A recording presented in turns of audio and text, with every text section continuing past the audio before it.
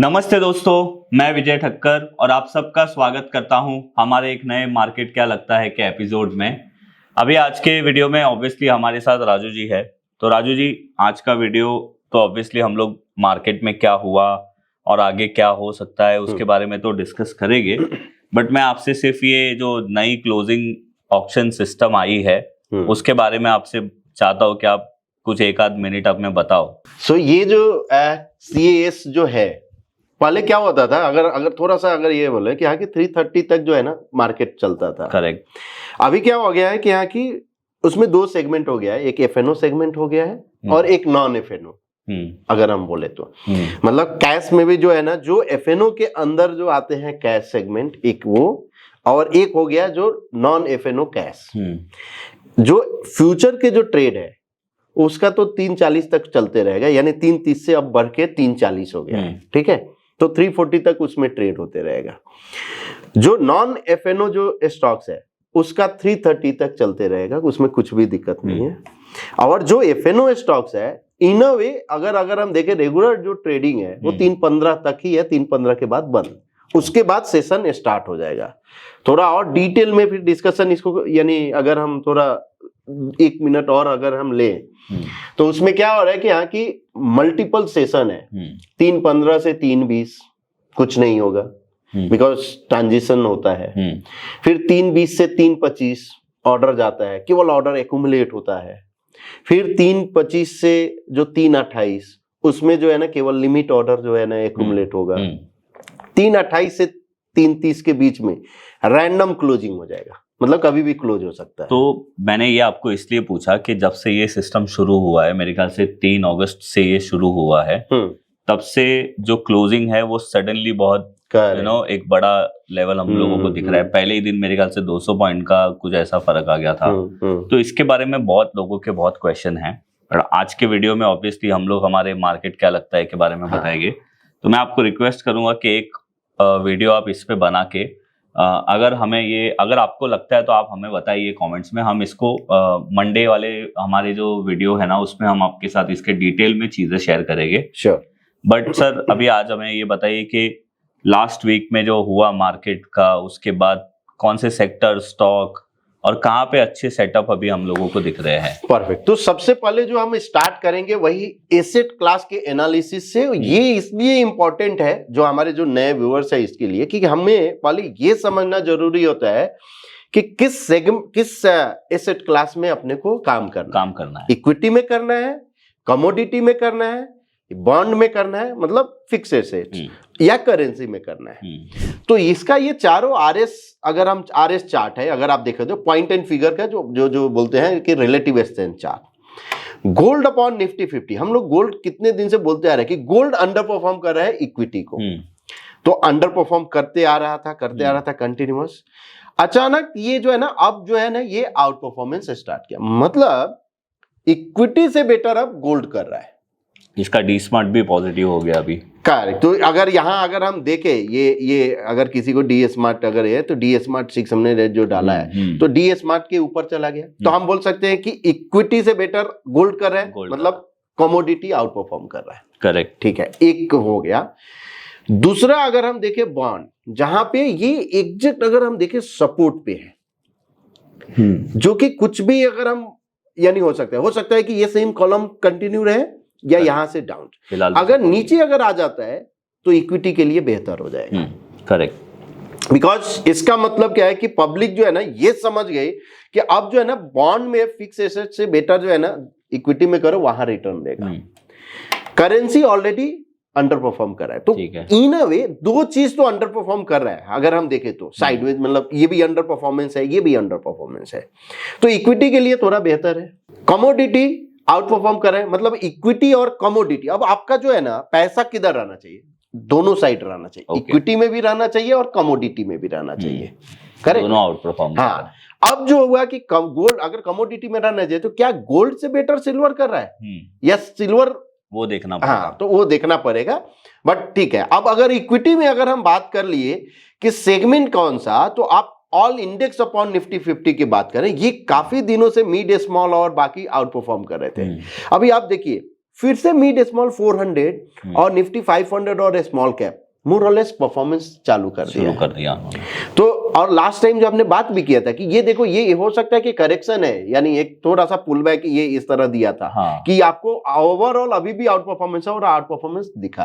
Correct. तो अब आपको नजर रखना चाहिए, इधर जरूर नजर रखना चाहिए स्मॉल कैप मिड कैप अगर इक्विटी आउट परफॉर्म किया तो। ओके।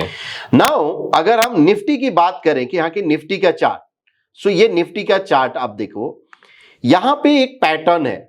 अगर एक 45 डिग्री पहले हम ड्रॉ करते हैं तो आप देखो ये सॉर्ट ऑफ रेजिस्टेंस के पास है। करेक्ट। जहां से वो घूमा। अनदर थिंग, आप एक और चीज आप देखिए, एक जो है ना एंकर कॉलम बना। करेक्ट। उसके पहले ये क्या था, बाई हो रहा था। राइट। फिर सेल हो जा रहा था, फिर बाई हुआ। इस पैटर्न को जो बोलते हैं ब्रॉडनिंग पैटर्न। मतलब ये साइडवेज मूव है, लेकिन साइडवेज से जो है ना वो सॉर्ट ऑफ मेगाफोन हो जाता है, जो मेगाफोन का जो है ना उस तरह का। हर एक मूव प्रीवियस मूव से थोड़ा बड़ा रहता है। अच्छा, अब उसके बाद ब्रॉडनिंग हो गया।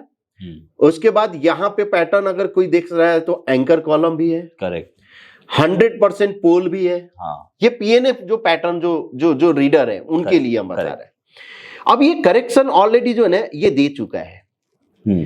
Bear is 45 degree trend line का रेजिस्टेंस है। अब नेक्स्ट डबल टॉप बाई अगर इसमें अगर मिलता है जो कि 24,780 तो 24,800 आप पकड़ो। अगर 800 के ऊपर निकला तो ये पॉसिबिलिटी है कि ये फिर से जो है ना एक अच्छे खासे तेजी की तैयारी में ये है। करेक्ट। जब तक इसके ऊपर नहीं निकलता है तब तक आप साइडवेज कंसोलिडेशन ही आप इसको ट्रीटमेंट देना चाहिए निफ्टी 50 को। ओके। अब हम बैंक निफ्टी में आते हैं कि बैंक निफ्टी क्या कर रहा है। बैंक निफ्टी क्लियर कंसोलिडेशन में है। राइट। यहां पे एक एंकर कॉलम बना, उसके बाद प्राइस कंसोलिडेशन में है। 45 डिग्री ट्रेंड लाइन जो हमने लास्ट टाइम यहां ड्रॉ किया था और यहां तक था, अब आप देखिए प्राइस बार बार जो है ना उसको रेस्पेक्ट दे रहा है उस ट्रेंड लाइन को। इसलिए इसको ऑब्जेक्टिव ट्रेंड लाइन हम बोलते हैं कि अपने हिसाब से हम चेंज नहीं करते हैं, ये वैसे ये अपने कार। अब इसके ऊपर अगर निकलता है जो कि डबल टॉप बाई है, इसका लेवल 58,300 के ऊपर, तो एक पॉसिबिलिटी है फिर से इसमें रैली दिखे। अदरवाइज ये साइडवेज रहेगा और इस ट्रेंड लाइन के नीचे अगर आता है 57,049 के नीचे तो फिर थोड़ा डाउन साइड तक आ सकता है। ओके। अब हमने देख लिया है इक्विटी यानी निफ्टी देख लिया, बैंक निफ्टी देख लिया, इक्विटी के एसेट क्लास भी देख लिया, साथ ही साथ सेगमेंट भी देख लिया। करेक्ट। कि किस सेगमेंट में यानी थोड़ा दिख रहा है कि यहाँ की मनी है, स्ट्रेंथ है। अब हम आते हैं कि लास्ट वीक में कौन सा सेक्टर जो है टेबल में जाके परफॉर्मेंस टेबल पे जाएंगे, तो एनएससी ऑल सेक्टर। ओके। और इसको स्कैन करते हैं तो हम क्या करेंगे, वीक के हिसाब से जो है हम 47 है टोटल, तो 47 में ये कर दिए Nifty PSU bank, okay, EV, India defence, metal, India tourism और ऑटो, ये सब जो है ना आउट परफॉर्म किया है। ओके। और अंडर परफॉर्मेंस में media, capital market, realty, Finserv, x bank, ये सब है। अब हम आते हैं कि यहाँ की अगले वीक में क्या दिख रहा है। तो इसमें आए मैट्रिक्स में अल्टीमेट मैट्रिक्स और यहाँ पे एनएससी ऑल सेक्टर कर लिए। करेक्ट। और इसको स्कैन किए। स्कैन करने के बाद अगर हम टोटल स्कोर से शॉर्टिंग करते हैं, ओके, तो Nifty, auto, IT, trans logistics, EV और इंडिया डिफेंस, ये जो 5 सेक्टर है जो अभी भी आउट परफॉर्मेंस शो कर रहा है। राइट। और वो ऑटो और डिफेंस तो हमारे टेबल में भी आया। करेक्ट, वहां पे भी है। और अगर अंडर परफॉर्मेंस मतलब जो खराब थोड़ा ये कर रहा है, तो अभी भी जो है ना CPSC, capital market, private bank और पीएससी, फिनसर्व, ये। करेक्ट। इसलिए हमने बताया कि केवल अंडर परफॉर्मेंस ही नहीं, दोनों देखना चाहिए कि क्या। ठीक है। अब मार्केट अगर निकला तो शायद आपको जो है ना आईटी यानी ऑटो, ये सब जो है ना जो दिखना चाहिए। अगर इनकेस अगर इधर भी रहा तो आपको जो इसका जो स्मॉल कैप, मिड कैप जो स्टॉक्स होंगे शायद उधर आउट परफॉर्मेंस आपको शो कर देगा। वैसे हमने आईटी के ऊपर एक डिटेल वीडियो बनाया था कि आईटी सेक्टर में अभी क्या करना चाहिए, तो अगर आपने वो नहीं देखा है तो उसकी लिंक हम लोग नीचे डिस्क्रिप्शन में डाल देंगे। और खैर उसके वीडियो बनाने के बाद आईटी में तो अच्छा मोमेंटम आया भी है, बट अभी भी आप वो वीडियो देखोगे तो आपको एक आइडिया मिलेगा। तो ये हो गया, आपको सेक्टर समझ में आ गया। करेक्ट। अब सेक्टर के बाद अगर इसमें कोई भी अगर आप सेक्टर का स्टॉक्स लेना चाहें तो हम क्या करेंगे कि यहाँ की अब ऑटो सेक्टर अगर कर दिए कि ऑटो इंडेक्स और इसको स्कैन कर लिए तो क्या होगा, 15 स्टॉक्स है, ये 15 का 15 पूरा स्कैन करेगा और ये बताएगा कि यहाँ की कौन सा ऑटो स्टॉक ज्यादा बेटर है। तो एक बार देख लेते हैं कि यहाँ की क्या हो रहा है। राइट, अब आप देखिए मदरसन, एक्साइड, सोनाकॉम, उनो मिंडा और टीवीएस मोटर, ये अगर टॉप 5 अगर स्टॉक्स अगर मुझे पकड़ना है, ऑटो अगर चलेगा तो ये टॉप 5 आपको दिख रहा है। एक बार ये देखो सोनाकॉम्स का चार्ट देखो। ओके, अब ये अगर कैंडल में अगर आप देखो तो बिग कैंडल यानी ये फॉर्म होते जा रहा है। प्लस अगर पीएनएफ में अगर हम बात करें तो यहाँ देखो आप series of bullish anchor column, कहीं पे भी कोई यानी वीकनेस है ही नहीं। ये कौन सा पॉइंट हुआ है, थोड़ा बड़े टाइम फ्रेम में अगर हम देखें तो, क्योंकि अगर ये 1% का है। अब 1% में इसने एक ये चीज क्या किया है, 2024 और 2000 ऑलमोस्ट 2 साल का जो है ना, 2 साल तक कुछ नहीं किया। अब ये ब्रेकआउट दिया है 742 का। करेक्ट। प्रॉब्लम क्या है कि अगर बड़े टाइम फ्रेम पे अगर हम गए अभी अफोर्डेबल नहीं है, मतलब मिड अगर लॉन्ग टर्म के लिए अगर आपको लेना है तो थोड़ा शायद आपको एक करेक्शन बोलना चाहते हो कि ये अभी जो 600 रुपीज से नॉन स्टॉप 825 चला है, हाँ, तो थोड़ा सा कूल डाउन होने दीजिए। बट ये पैटर्न और ये जिस तरीके से निकला है वो अच्छा है, बहुत अच्छा है। इवन अगर आप शॉर्ट टर्म का तो देखें ही, और अगर हम थोड़ा और अगर टाइम फ्रेम अगर बढ़ाएं तो एक चीज जो है ना, मेरा वन ऑफ माय फेवरेट यानी पैटर्न जिसपे हम कभी डिस्कस करेंगे, तो ये कहीं ना कहीं 500 550 के करीब में जो है ना, ये इंडिकेट किया था कि अब हम मेरा कुछ तो चेंज हो रहा है। कौन सा पैटर्न है वो जो आप बोल रहे जो ये एक sort of multi column breakout. Okay, तो वहां ये नहीं, ये इंडिकेशन रहता है कि हाँ कि कुछ तो हो रहा है। अब फंडामेंटल जो है ना, अगर आप देखो तो बाद में समझ में आता है न्यूज के फंडामेंटल्स की वजह से हुआ। हाँ, कुछ तो ये हुआ है, लेकिन वो इंडिकेशन था। एनीवे, उस पे हम नहीं जाते हैं। तो ये आपका स्टॉक्स हो गया। अब हम आ जाते हैं कि यहाँ की जैसे आरएस और प्राइस दोनों पे आउट परफॉर्म कर रहा है, और निफ्टी 750 में कौन सा स्टॉक्स, तो उसके लिए हम आरएस स्कैनर में आके प्राइस एंड आरएस स्कैनर, और हम यहाँ पे सिलेक्ट करके रखे हुए हैं आरएस और प्राइस। तो इसको हम स्कैन किए निफ्टी 500 से।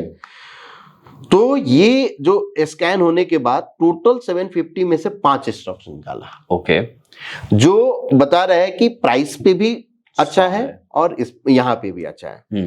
अब आप देखिए, ये हमने 1% का टाइम बॉक्स साइज लिया है। और फार्मा 1% के बॉक्स साइज में देखना जो है ना ठीक नहीं रहता है, वो आप 0.25% पे देखो। अच्छा, ऐसा बिकॉज अच्छा फ्यूचर का स्टॉक्स है। अच्छा, तो आप अगर शॉर्ट टर्म के लिए देख रहे हो, अगर 1% देख रहे हो तो भी है। अगर आप मिड कैप स्टॉक है उसको 1% पे अगर आप देखते हो ना तो ठीक है, बिकॉज अब यहाँ आप देखिए 2 स्टॉक्स तो आप ऐसे ही अगर आप उसको निकाल सकते हो रिस्क रिवार्ड के हिसाब से। अच्छा, बिकॉज रिस्क जो है ना अफोर्डेबल नहीं है, बिकॉज 15% का रिस्क है और 18% का रिस्क है। करेक्ट। अब बचा मेरे पास 3 स्टॉक्स, ठीक है। ये ऐसा नहीं है कि हाँ कि ये स्टॉक ऑन रडार हो सकता है, बट अभी रिवॉर्ड ज्यादा नहीं है, रिस्क ज्यादा है। हाँ, पॉसिबिलिटी क्या है कि किसी दिन ये जो है ना 2-3% नीचे आए और फिर से वापस से मोमेंटम में आए, ऊपर में मोमेंटम में आए, तो वो आपके रडार पे होने। अब ये रहा 3 में से मान लो क्या और फार्मा का जो है हम चार्ट अगर देखें तो यहाँ ब्रेकआउट हुआ है। अब लोअर टाइम फ्रेम पे यानी 0.25% यहाँ पे भी ब्रेकआउट है, अफोर्डेबल भी है।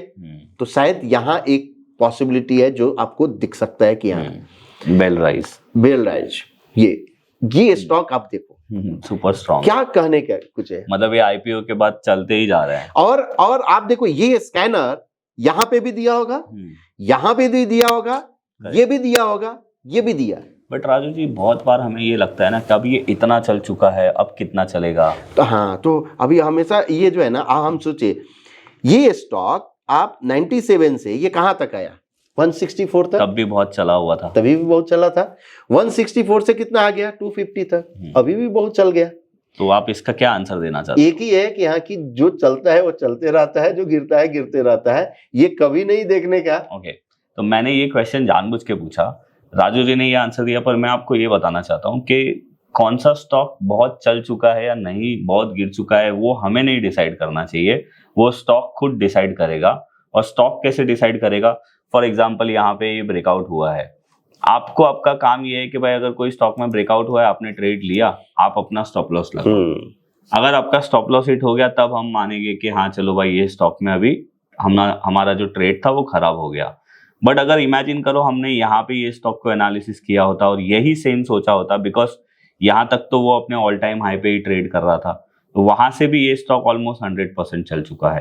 तो ये जस्ट एक बात है, ये टॉपिक के रिलेटेड नहीं है, बट ये स्टॉक दिखा बिकॉज आईपीओ के बाद से लेके अब तक ये कंटिन्यूअसली चलते ही रहा है। करेक्ट। थर्ड स्टॉक अगर लॉयड तो यहाँ पे ये एक ये भी अच्छा स्ट्रॉन्ग कंसोलिडेशन के बाद निकला है। आप देखो ये कौन सा था 2024, फिर से लिया 2025 में सेम हाई, और जब ये किया तो ऑलमोस्ट जो हाई जो लो है ये दोनों के बीच में जो पैटर्न रीटेस्ट यानी ब्रेकआउट करने के बाद थोड़ा कंसोलिडेट करने के बाद और अब निकल रहा है, तो 95 है और अच्छा इसमें भी ये दिख रहा है। तो ये 2-3 जो स्टॉक्स है, रेकमेंडेशन नहीं है, आप अपना एनालिसिस कीजिए, हम प्रोसेस बता रहे हैं कि कैसे आप कर सकते हो, जैसे उसमें आप एफएनओ का भी कर सकते हो। राइट, थैंक यू राजू जी, बहुत मजा आया।